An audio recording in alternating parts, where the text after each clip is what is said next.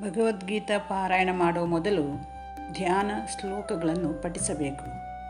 9 ಧ್ಯಾನ ಶ್ಲೋಕಗಳಿವೆ. ಇದು ಕೃಷ್ಣ ಮತ್ತು ಅರ್ಜುನನ ಮಹತ್ವವನ್ನು ತಿಳಿಸುತ್ತದೆ. ಶ್ಲೋಕಗಳನ್ನು ಪಠಿಸುವುದರ ಮೂಲಕ ಜ್ಞಾನ, ಏಕಾಗ್ರತಾ ಭಾವ ಪ್ರಾಪ್ತಿಯಾಗುತ್ತದೆ.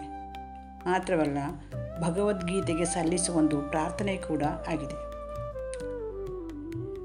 ಭಗವದ್ಗೀತೆಯು ಸಂಸ್ಕೃತದಲ್ಲಿರುವ ಕಾರಣ ಅದನ್ನು ಕನ್ನಡದಲ್ಲಿ ಬರೆದು ಓದುವುದು ಅಥವಾ ಪಠಣ ಮಾಡುವುದು ತುಂಬ ಕಷ್ಟ. ಆದರೂ ಕೂಡ ಅದನ್ನು ಬಿಡಿಯಾಗಿ ಹೇಳಿ ನಮಗೆ ಅದನ್ನು ನಮ್ಮ ದೈನಂದಿನ ಜೀವನದಲ್ಲಿ ಅದನ್ನು ಓದಬಹುದು. ಇದನ್ನು ಧ್ಯಾನದ ನಂತರ ಅಥವಾ ಪೂಜೆ ಮುಗಿದ ನಂತರ ಓದಬೇಕು. ಬೆಳಿಗ್ಗೆ ಅಥವಾ ಸಾಯಂಕಾಲ ಯಾವಾಗ ಬೇಕಾದರೂ ನಿಮ್ಮ ಸೌಕರ್ಯ ನೋಡಿಕೊಂಡು ಓದಬಹುದು. ಮುಂದಿನ ದಿನಗಳಲ್ಲಿ ಧ್ಯಾನ ಶ್ಲೋಕಗಳನ್ನು ಓದಿ ಅದರ ಅರ್ಥವನ್ನು ಹೇಳುತ್ತೇನೆ.